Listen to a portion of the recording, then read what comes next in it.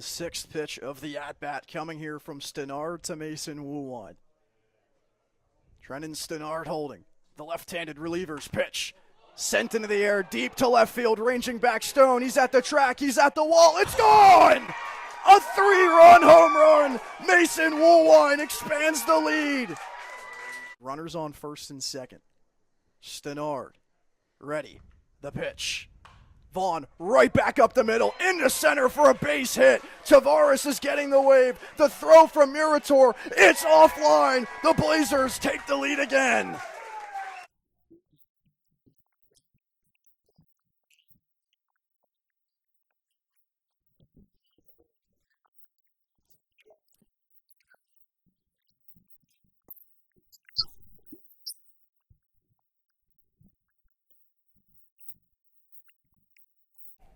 Counts 0-1.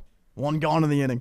Pasco turns on one, left field line. It's fair. It's going to roll all the way towards the left field foul pole. Pasco's digging for two. The throw by the left fielder, Botker. It's cut off by the shortstop, Mathis. One out double.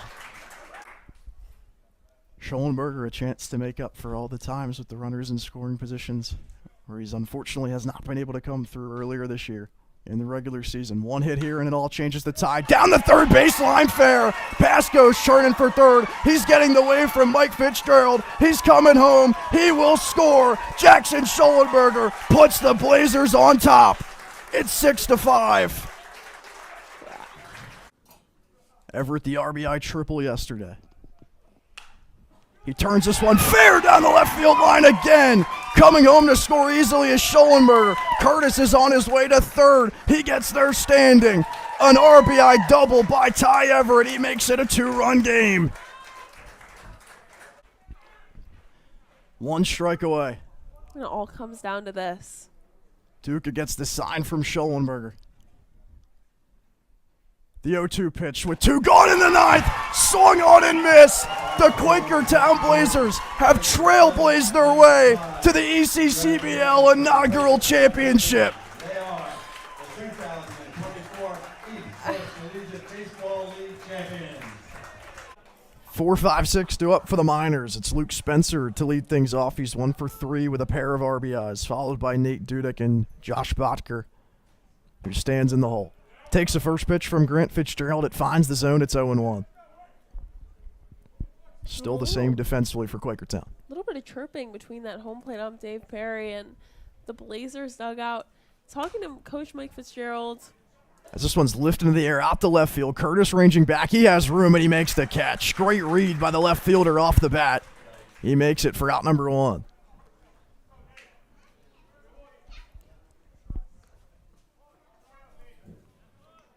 So Spencer retired as the leadoff batter. First baseman, Nate Dudek. And as you hear Nate Dudek coming to the plate, the first baseman, the junior at FDU. Dudek batting .212 this year. It's 2 for 11 against Quakertown overall. Swings at the first offering and goes to the right side of the infield, poking it through the hole for a 1-out base hit. He's aboard.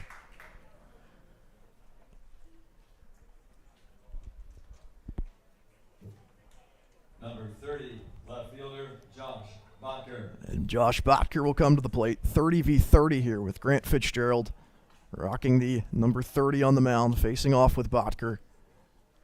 Also sporting the number 30 on the back of the Wilkes-Barre Miners white home jerseys. Here's Grant Fitzgerald's first offering. It's fouled back over our heads.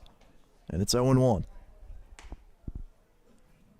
The Blazers waste a leadoff double by Mason Woolwine in the last half inning in the top of the 7th. The next 3 batters going down in order after that. Fitzgerald looking the runner back out of the stretch. He deals outside. It's 1-1.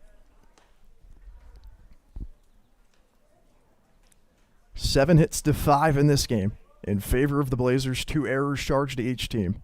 And the category that matters, it's 5-5. Fitzgerald off speed, opposite field, right field. That drops in for a base hit. Everett fields it on one hop. He gets it in quickly, so he holds Dudek at second. Another 1-out base hit. First and second. I mean, and now, it kind of feels like the momentum shifting a little bit back towards the Miners. So, this game, it feels like a championship game. It feels like the title game. both teams know, it's you either win or you lose. And it's the whole league's title, the inaugural league title. So definitely everyone wants to be the first team to ever do it. Devin Markert at the plate. Fouls the first pitch off. He's 0 for 2 with a walk and an RBI ground out today. Down 0-1 with runners on first and second. Dudek at second, Botker at first. Fitzgerald holding at the belt, looking the runners back. Here's his pitch. Swing and a miss. 0-2.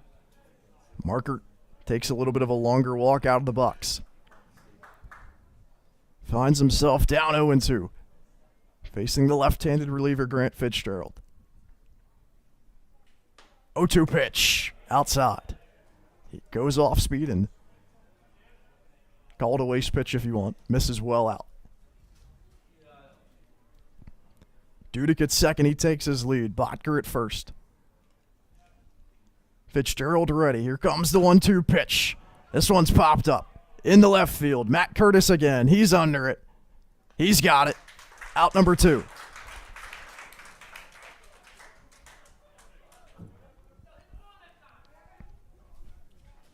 So Markert retired.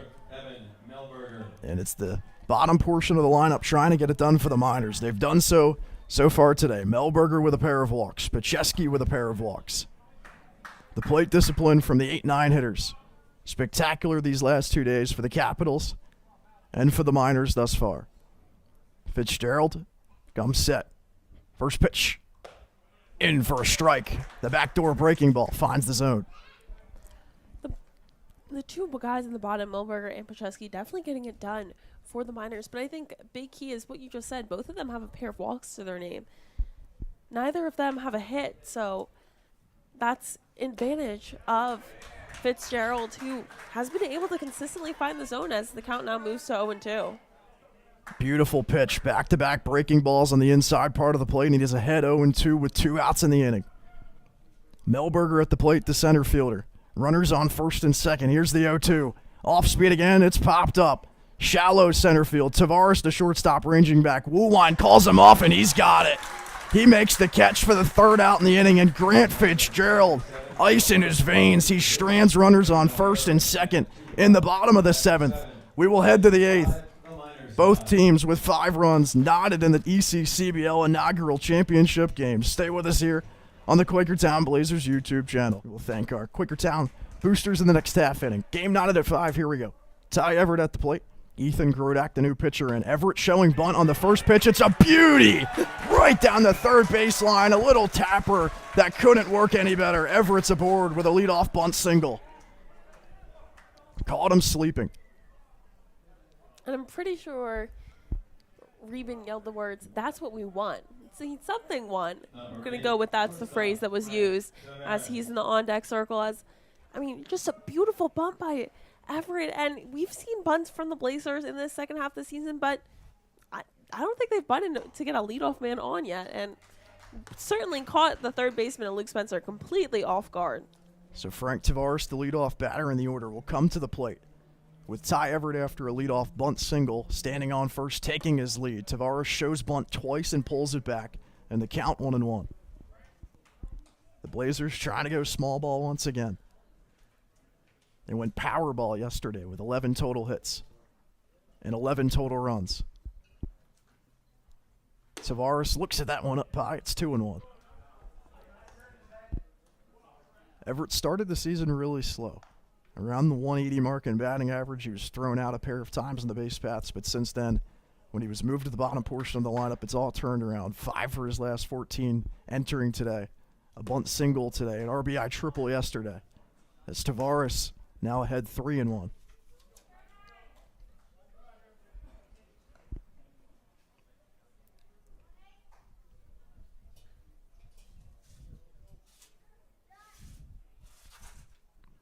Grodak delivers upstairs again. Tavares, a 5-pitch walk. He signals to the dugout. Carter Reben coming to the plate. And something that's changed a little bit about the Blazers setup today is, there's a gap between all the dugouts and where the stands start. And today, the Blazers brought a little tent to put up over that gap, so they are sitting in shade. So it's kind of moved them out of that dugout, as that'll be a bunt. A little number right in front of the mound, and they go to third, and Everett's thrown out.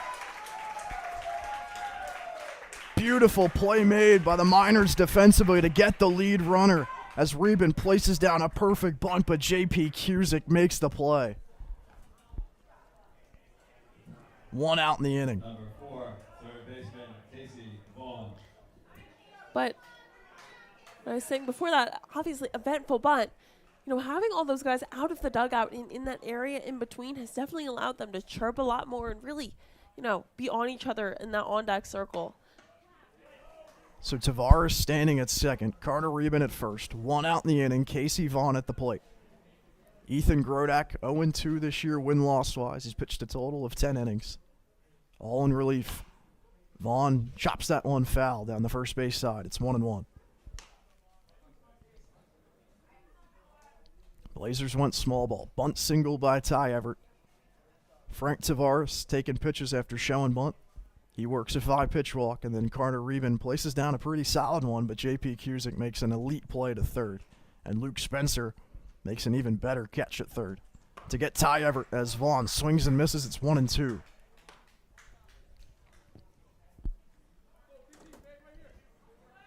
The Blazers this year batting 174 at home with runners in scoring position. That number was in the 110s at one point. It's boosted up a little bit. The ERA at home has dropped massively in the second half of the year as things have turned around. The Miners all year, they've been a juggernaut atop the division for a large portion of the season as Casey Vaughn flies out of play. It all amounts to a Northern Division showdown. It's 2 innings to decide it. The Blazers 5, the Miners 5. First and second here for Vaughn. 1 out in the inning. Grodak versus the switch-hitting current lefty. Vaughn looks at it upstairs. It's 2-2. And Vaughn continues to show off his play discipline that he's shown all season. Tavares at second, extending his lead. Reben at first, a bigger lead. Vaughn fouls it back. Staying alive in the count.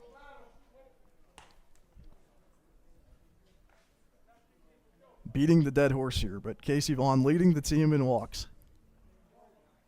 Plate discipline, the best on the team.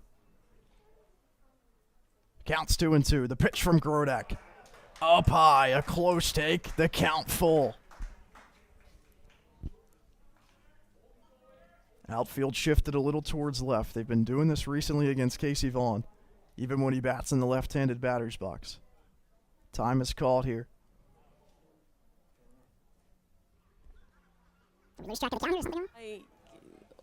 Nobody could hear him up here. I'm going to shoot a text. Not going to get much. To Either way, Christ, the count's full. Casey Vaughn's at the plate. Runners on first and second. Vaughn ropes at the center, but it's hanging up there for Melberger. He's under it, and he makes the catch for out number 2. It was something, you get a first warning, second time it happens, you're done, or it's called, or whatever. So, pretty sure he said ball.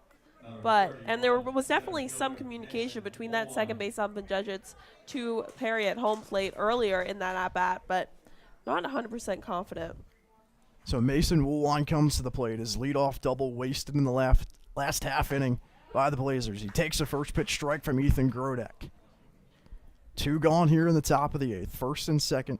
Tavares is at second. Reben's at first. Grodak working a little bit quicker. This one's hit to the second baseman. It's bobbled by PxP. He goes to second, and he gets Reben there on the force.